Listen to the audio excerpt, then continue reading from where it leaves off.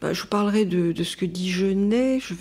J'espère que je ne vais pas déformer, mais il dit il n'y a pas d'artiste sans qu'un grand malheur s'en soit mêlé.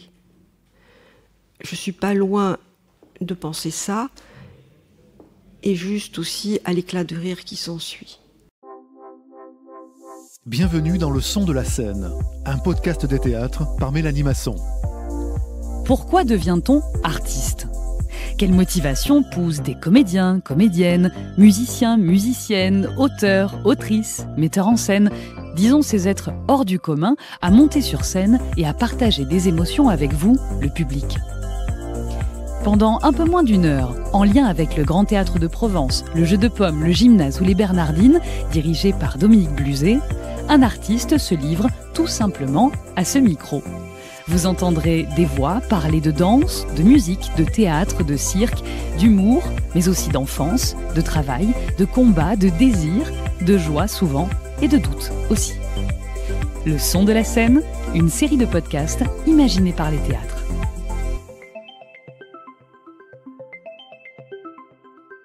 Quand on parle de théâtre comme art total, je pense à une personne. Oui, c'est vrai, Macha Makayev, notre invitée. Le son, la lumière, les costumes, le texte, les silences, les gestes, les comédiens, les comédiennes, les objets. Chez Macha, tout a son importance, parce que le souci du détail, dans un monde qui remue sans arrêt et qui nous fatigue, est chose rare de nos jours. Parce que ce n'est pas rien, au fond, de réfléchir ensemble, de rire ensemble, de pleurer ensemble, d'être ému ensemble. Dans une salle, n'est-ce pas ça, au fond, le théâtre, lutter contre notre ultra-moderne solitude ? Alors parlons-en aujourd'hui, je n'ai rien à ajouter pour présenter Macha Makayev, la liste serait bien trop longue, mais c'est un bonheur vraiment de la recevoir dans le Son de la Scène pour parler entre autres de son Don Juan des temps modernes, là aussi qui résonne avec notre époque. Nous sommes au Théâtre du Jeu de Paume, en loge, avec Macha Makayev. Bienvenue dans le Son de la Scène.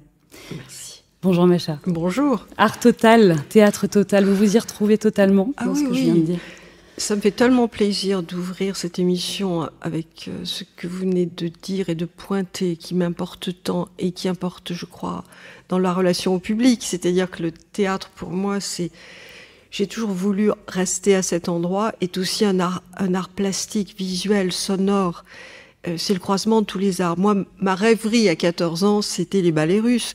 Alors évidemment, je n'en suis pas là, mais mine de rien, il y a toujours une musicienne, un musicien, un chanteur. Et voilà, que les choses se croisent et que on parle à tous les sens. Bien sûr à l'intelligence, évidemment. Bien sûr, on fait passer un grand texte. Et là, en l'occurrence, quelque chose qui touche au mythe de Don-Juan. Mais à chaque fois, que ce soit dans les spectacles, quelle que soit leur dimension, cet aspect-là m'importe. Parce qu'il touche toutes les sensibilités. Et l'imaginaire du public va faire son chemin. Soit par l'intelligence, bien sûr, pourquoi pas, mais aussi par une couleur, par des mélanges de couleurs, par des matériaux, par du son. Et je suis très attentive à cette approche-là, bien sûr. Et la troupe s'y sent très bien. Ce qui est très important. Parce que les artistes qui sont là le soir sur le plateau, c'est elles, c'est eux. La totalité, on en parlait, l'art total, le fait de se retrouver aussi. Je crois qu'on en a beaucoup parlé pendant la période Covid, l'importance de se retrouver dans des salles de cinéma, dans des salles de théâtre, de spectacle. Vous qui êtes metteur en scène, ancienne directrice de la Criée, Théâtre National à Marseille, on n'en parle plus trop de cette importance-là et j'ai l'impression que par ailleurs c'est essentiel. C'est ça le théâtre en fait. Non ? Oui, c'est encore une géométrie étrange où vous venez vous asseoir entre deux personnes que vous ne connaissez pas dans le noir.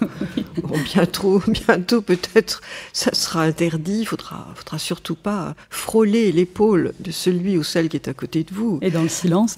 Oh là là, attention. Mais non, c'est quand même quelque chose d'étrange, ce face-à-face, cette attente réciproque. Parce qu'au plateau, bien sûr, les comédiens, les comédiennes attendent quelque chose de cette espèce de mur de personnes, d'êtres qu'ils ne connaissent pas, qu'ils ne voient pas, mais qu'ils ressentent. Cet échange chimique, on pourrait dire, si c'était pas si galvaudé, qu'il y a quelque chose de la magie, de la vieille magie, c'est-à-dire quelque chose qui nous dépasse. On peut tout organiser, mais ce point de contact, ce moment que j'attends avec toujours autant de trac et de bonheur, ce point de contact, cette chimie qui a lieu comme ça, ces deux électrodes, quelque chose nous dépasse. Et c'est pour ça, moi je suis un peu dans la mystique du théâtre aussi, à cet endroit-là. Voilà. Je pense beaucoup à toute la préméditation poétique, à tout le travail, parce qu'il faut travailler beaucoup. Et voilà, comme disait le grand Kissine, pianiste que je porte dans mon cœur, practice, practice, practice, travail, travail, travail. Voilà. Et c'est ce que nous faisons avec des raccords tous les jours, des raccords musicaux, des raccords au plateau, la fréquentation aussi de la géographie du plateau. Enfin, et voilà, c'est comme on est dans une attente. Chaque jour avant de jouer, il y a une espèce d'attente, évidemment individuelle de chaque artiste, mais aussi collective.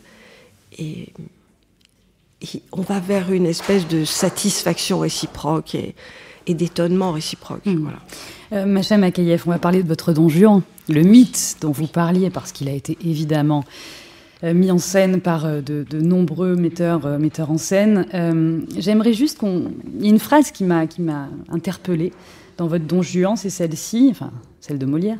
Tout le plaisir de l'amour est dans le changement. Quelle modernité quand même. Et oui. On pense à une phrase qui est née au XVIIe siècle alors qu'on a l'impression qu'elle parle de l'amour aujourd'hui. Et oui, bien sûr, il y a quelque chose du non-engagement, de l'utilisation du corps de l'autre, de l'âme de l'autre aussi, parce que faire du mal, c'est quand même une des grandes jouissances de Don Juan. C'est pas que le corps, hein. Il y a aussi le plaisir. C'est pour ça que on en parlera sans doute, mais c'est pour ça que ce côté sadien m'intéressait beaucoup.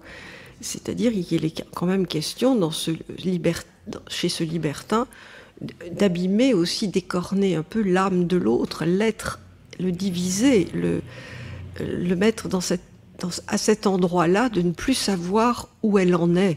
Le fragiliser. Eh oui, absolument. Le fragiliser, le dévorer ensuite, et puis l'abandonner comme une chose effectivement utilisable et utilisée.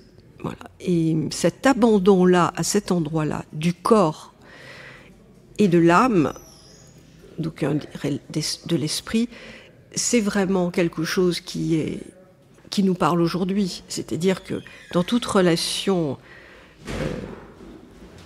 que l'on penserait amoureuse, dans le sens même le plus épidermique du terme, ce sentiment d'abandon après, c'est quelque chose de terrible. Mais là, lui, on a affaire avec Don Juan à quelqu'un qui va très loin dans cet art de diviser, de dévorer, de détruire, et aussi ce qui s'ensuit, une insatisfaction, l'abandon pour elle, sa profonde insatisfaction pour lui, puisque immédiatement après, il cherche une autre dévoration.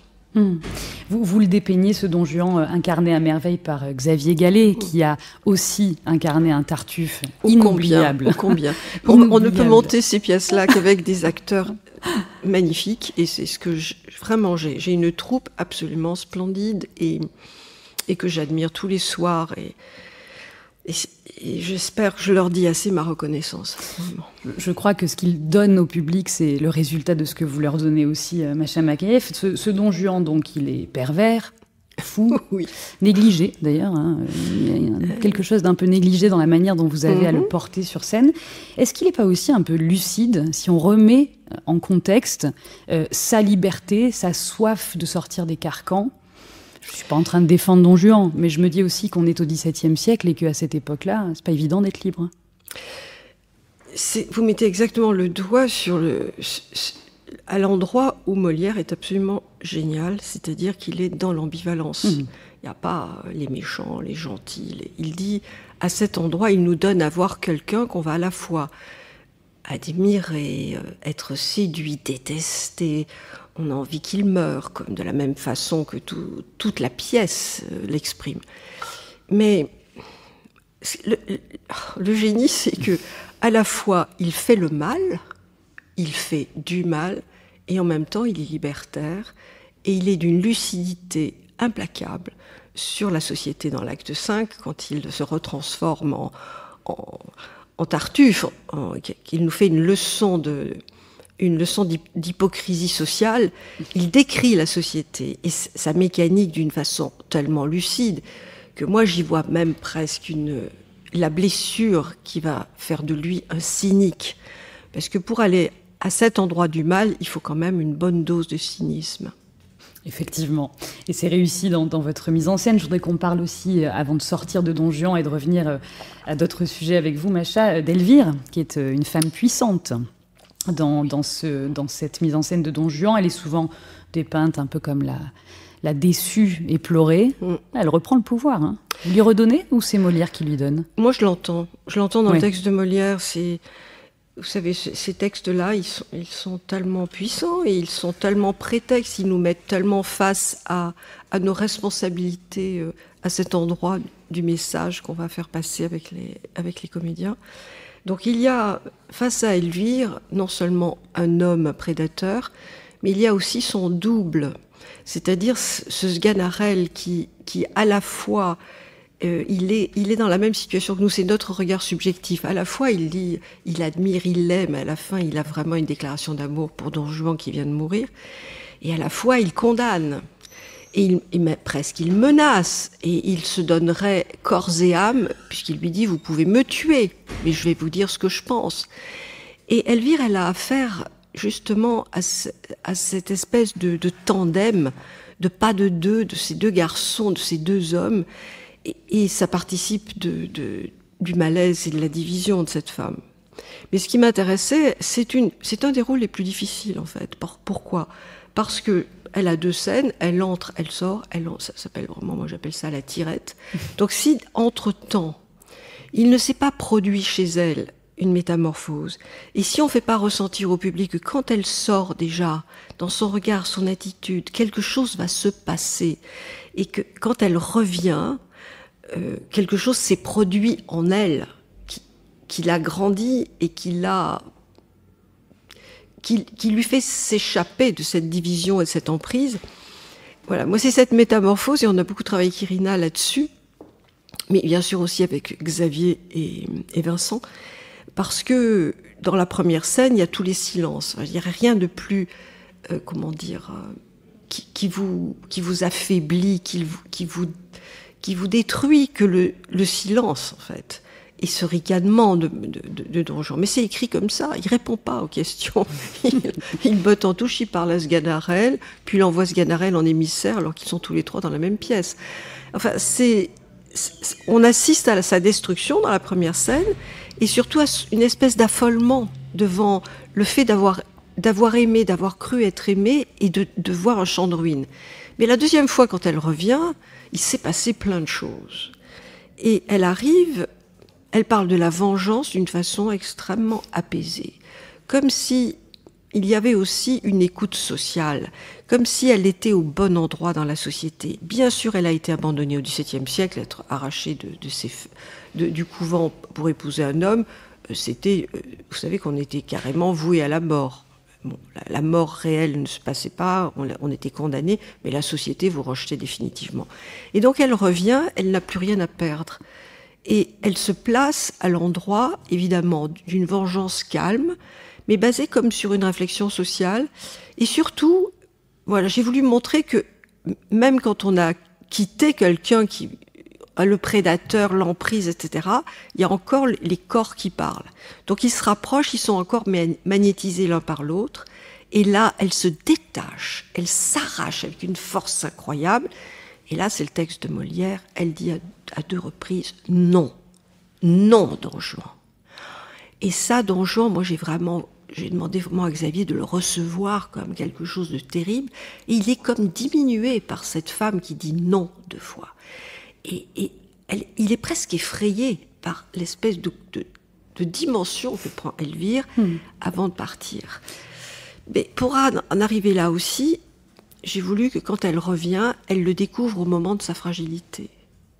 C'est important aussi que cette femme le voit à cet endroit de la fragilité. Le père de Don Juan vient de sortir, qui lui a dit des paroles abominables du genre la honte de vous avoir fait naître. Donc cet homme, à nouveau, à cet endroit du patriarcat, voilà, il est détruit aussi. Et elle le découvre comme ça. Et lui se voit être regardé à cet endroit de malaise, de chagrin, de destruction personnelle. Et d'une certaine façon, il se revoit dans le chagrin réciproque. Et là, elle a changé. Votre Don Juan, Macha Makayef, j'ai pu lire que on était sur un Don Juan post-MeToo. Hein. Est-ce que vous recevez cette analyse? Est-ce que vous y avez pensé ou pas? Écoutez, non. Quand je l'ai monté, je ne pensais pas à ça, mais je pense qu'on reçoit, nous autres, et surtout nous les femmes en ce moment, tous les bruits du monde, cette grande, là aussi, métamorphose dans la situation des femmes et dans la façon dont elles s'expriment. Évidemment qu'Elvire le fait entendre. Nous avons tous changé. Les hommes, les femmes, nous sommes dans un moment de vacillement. Il faut qu'on soit très, très attentif, quelquefois prudent et prudente, mais il y a quelque chose qui s'est produit, là aussi, qui fait que la société ne reviendra pas en arrière là-dessus. Quelque chose a changé. Et je pense que c'est... Enfin, moi, je suis très étonnée d'avoir vécu ça, mais dans le bon sens du terme, c'est-à-dire que je n'en reviens pas, et il faut que ça soit vraiment, que ça reste de l'ordre, j'allais dire, après, quand on entend toutes ces paroles tellement pleines de chagrin, de désespérance, il faut que ce soit une force qui nous soit donnée. Il ne faut pas en rester, voilà, mais ce qui se produit est historiquement incroyable. Vous parlez, Macha, des bruits du monde. Oui. C'est intéressant parce que je sais que vous avez une inspiration foisonnante. Enfin, il y a les costumes, il y a l'opéra, il y a le cinéma, il y a le théâtre, évidemment. On ne pourra pas parler de tout ce que vous avez fait, mais est-ce que le monde aujourd'hui vous inspire? Parce qu'il est sacrément dur. C'est dur de trouver la poésie, la fantaisie, parce que chez vous, il y a ça aussi. Il y a l'humour, il y a la poésie, c'est difficile de le trouver, je trouve. Oui, je crois que c'est l'humour, la fantaisie et une certaine recherche de la beauté. C'est l'insolence absolue aujourd'hui face à cette violence, cette cruauté, ce mystère absolu du mal, comme ça. Vous n'êtes pas découragée parfois? Si, je suis comme toutes les fantaisistes, je suis profondément mélancolique, mais vous savez, je reviens toujours à le premier chapitre du Maître et Marguerite de Bulgakov, où il y a ces deux mauvais poètes assis l'un côté de l'autre sur un banc, qui refont le monde et qui pensent qu'ils possèdent absolument toute la vérité avec un grand V. Et tout d'un coup, il y a un type qui arrive, il a un accent étranger, il est bizarre, c'est une espèce de dandy déclassé, et il vient, il s'assoit entre les deux. Et là, le roman démarre, c'est-à-dire que ce type qui est venu s'asseoir entre ces deux mauvais poètes, et qui va leur dire leur sort d'ailleurs, c'est le diable, pour Bulgakov. Alors évidemment, chez ce grand poète qui est Bulgakov, vous imaginez bien ce qu'est le diable. Et je pense qu'aujourd'hui, il est venu s'asseoir sur le banc. Qu'est-ce qu'on lui dit? On lui parle? On lui dit que la fiction la fiction sera plus forte que lui. Et c'est là que je retrouve Macha Makayef, directrice du Théâtre National de la Criée. Pourquoi? Parce que quand vous étiez directrice pendant toutes ces années, l'imaginaire a toujours été mis sur le devant de la scène, chez vous. Oui. Toujours. Donc ça veut dire que c'est à ça que vous vous accrochez aussi. Oui, et l'imaginaire, pas seulement le mien, bien sûr celui du public, mais aussi des artistes. C'est-à-dire que, au fond, je suis dans une autre séquence que j'aime infiniment, avec beaucoup de liberté artistique, qui me permet de faire des choses que je n'avais pas le temps de faire.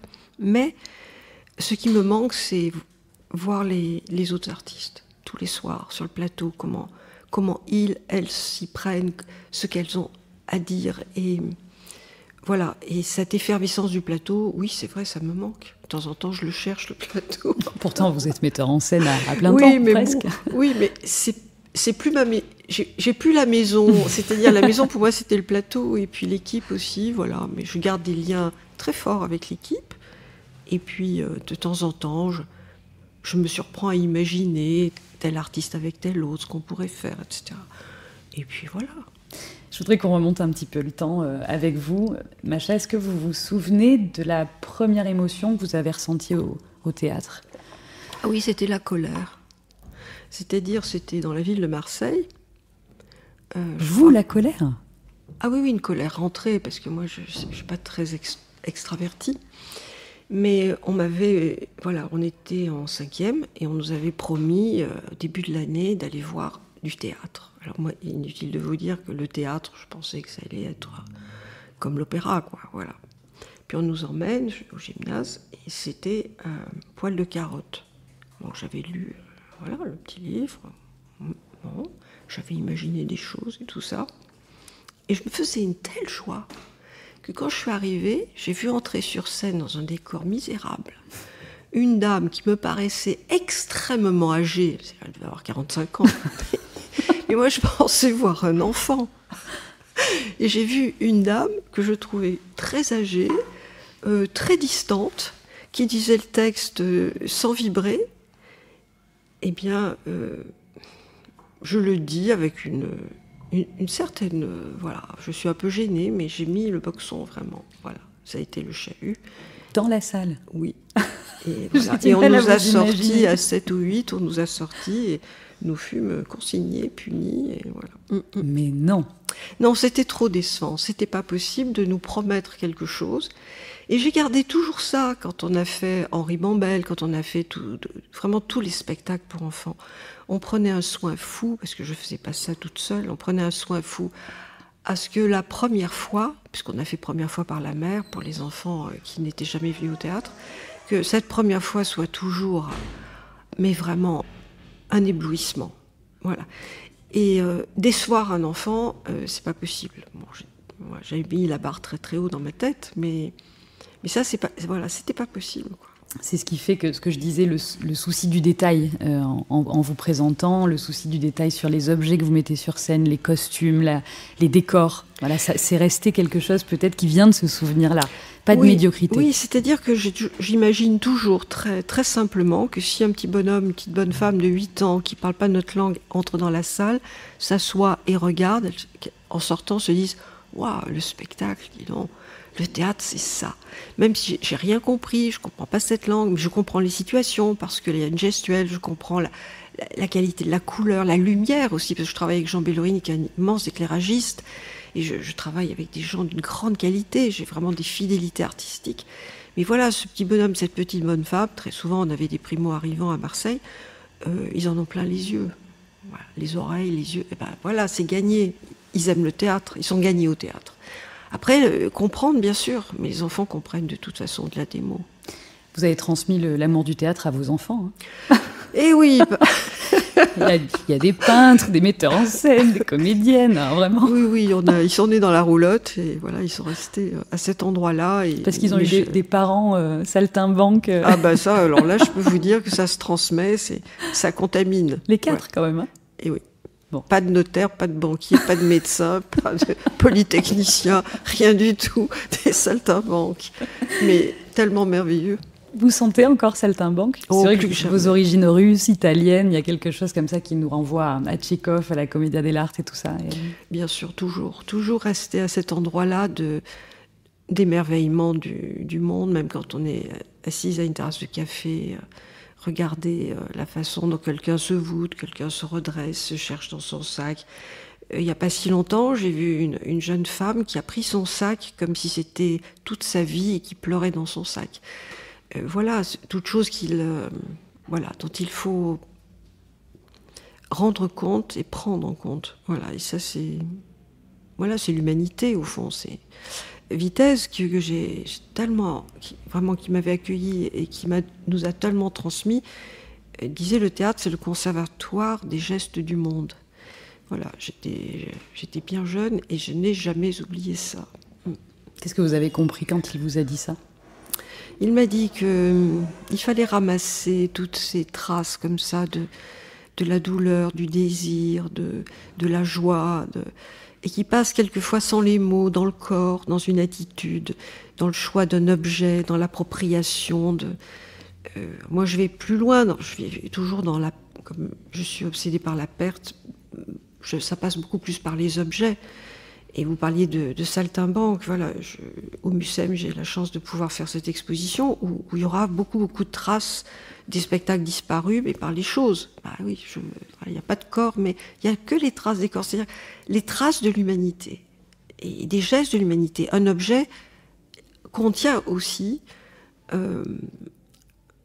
les traces du geste humain. Alors, bien sûr, c'est un humain saltimbanque, là, à cet endroit-là, mais ça me plaît plus que jamais. L'usure de la scène. Mais voilà, c'est à cet endroit extrêmement modeste, d'objets souvent déclassés, de personnages souvent à côté de la plaque. Ils vont pas bien, mais même dans le théâtre de Molière, là, on en parle d'un mythe, tout ça, mais Don Juan n'a rien d'un mythe. Il est un mythe dans notre esprit. D'ailleurs, Lacan dit que c'est un mythe féminin, ce qui est pas inintéressant. Mais c'est un homme. Moi, on a travaillé avec Xavier, qui est si étonnant en plateau. Mais il est plus que jamais incarné. Vous parliez de son laisser-aller. Oui, il y a une espèce de savant négligé, d'aristocrate qui a tous les droits, même de se tenir mal, et même d'être séduisant et dans la séduction, dans ce négligé-là. Voilà. Et on le voit à l'œuvre.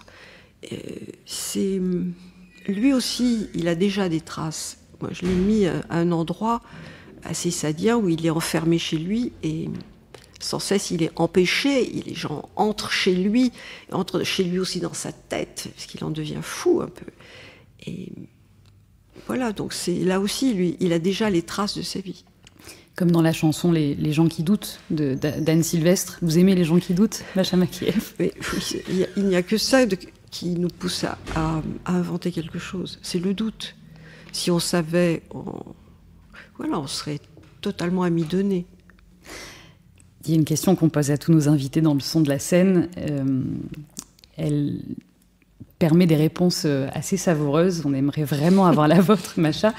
Qu'est-ce qu'un artiste ? Je vous parlerai de ce que dit Genet. J'espère que je ne vais pas déformer, mais il dit il n'y a pas d'artiste sans qu'un grand malheur s'en soit mêlé. Je ne suis pas loin de penser ça, et juste aussi à l'éclat de rire qui s'ensuit. Rien à dire là-dessus. Macha Makieff, il nous reste encore quelques minutes pour échanger avec vous. On est ici à Aix-en-Provence, on est pas loin de Marseille, c'est un territoire qui vous est cher. Oui. Vous y êtes attaché encore, plus que jamais. Alors, vous savez, les artistes, on est attachés, détachés, tout le temps. Et on ne sait pas qui on aime. On est toujours entre 1, 2, 3 amours, comme ça, de lieux. Voilà, ce soir, je suis au Jeu de Paume, je suis arrivée hier, je suis éblouie. J'adore ce théâtre, il est tellement beau. Il s'y passe... Voilà, il y a quelque chose de magnifique. J'adore Aix, d'ailleurs, ma compagnie est aixoise. Je suis pas très loin de Marseille, c'est bien... Voilà, Marseille, j'aime Marseille, mais j'aime bien la quitter aussi. Voilà, comme une histoire d'amour passionnelle. Absolument, voilà. Oui, c'est des histoires d'amour compliquées. On y revient. Mais elles sont intéressantes. Voilà, mais oui, c'est... On est un peu de nulle part, et en même temps, on s'attache immédiatement à l'endroit qu'on nous confie pour quelques heures. Voilà. Ici, on me confie ce plateau. Et c'est l'occasion de dire aussi que l'accueil dans les théâtres, c'est quelque chose de très très important. Ça participe aussi de cette chimie.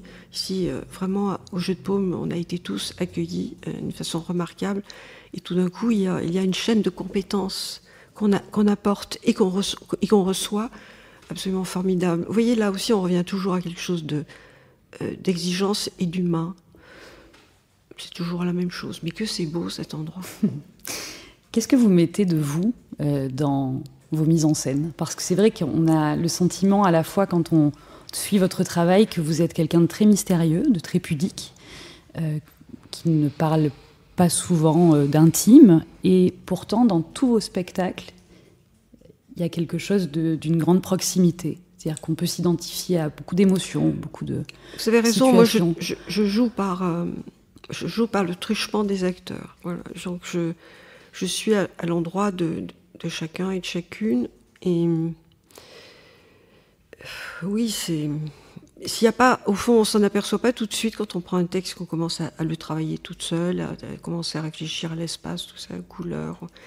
Mais on découvre petit à petit, comme à son insu, l'accroche personnelle, mais elle existe.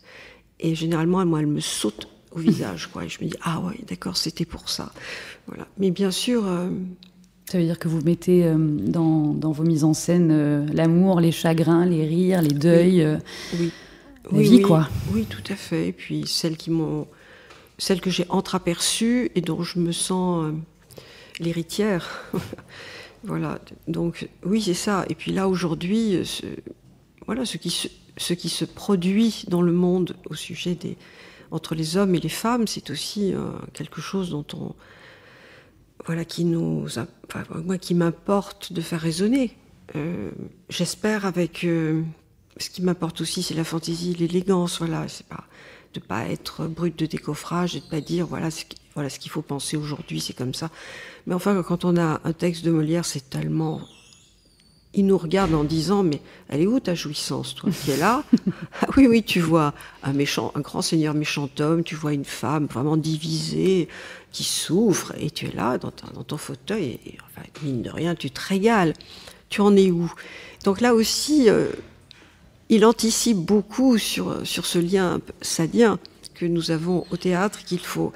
Théâtre est impur, et défendons ce côté impur du théâtre. Qu'est-ce que vous lui diriez à Molière, qu'il était dans cette loge-là, à Jean-Baptiste? Bien sûr, je lui dirais que je crois l'avoir un peu compris.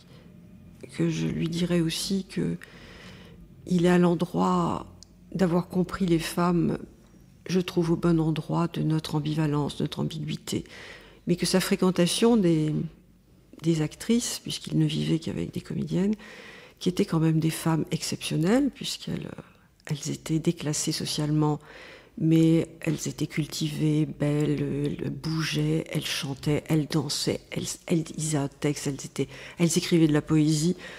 Je crois qu'il avait de bonnes fréquentations féminines, et ça l'a rendu très très intelligent de nos cœurs. Molière fréquentable. Très fréquentable. Macham Makeyef, un dernier mot, et ce sera en musique, parce que vous êtes très proche aussi de certains musiciens. Je pense à Rosemary Stanley, de Moriarty, oui. Et en solo aussi, désormais. Je pense à M, dont vous avez fait aussi... Oui, je suis moins proche. Voilà, oui, effectivement. Mais bon, Rosemary Stanley, par exemple, on demande à nos invités de choisir une chanson un petit peu à la volée, comme ça, qui vous accompagne en ce moment, ou qui vous a toujours accompagné. Je me souviens que la dernière fois qu'on s'était rencontrés, vous aviez choisi une chanson de Placebo, parce que c'était dans l'un de vos spectacles. Oui. Qu'est-ce que vous avez envie de nous faire écouter? Moi, j'aime bien Père Ubu. Voilà, Père Ubu, c'est quelqu'un de très libre au plateau. Et cet homme, il est d'une douceur extrême dans la brutalité. Voilà, je ferais bien entendre quelque chose. J'oublie les titres, pardon, mais vous allez trouver... Quelque chose de Père Ubu. De Père Ubu, oui. Qui est un musicien, donc. Oui, c'est un chanteur avec un groupe. Il est absolument étonnant. Et comme je pense déjà au prochain spectacle, on est absolument infidèles. Je pense à cette musique qui nous accompagnera, oui. Vous ne vous arrêtez jamais de penser à la suite? Il vaut mieux, je vous promets. C'est mieux. Merci d'avoir pris le temps pour nous. Merci infiniment pour cette conversation, vraiment. Macham Makeyef, merci beaucoup d'avoir été dans le son de la scène, et puis à très vite pour de nouveaux projets. Merci. À bientôt.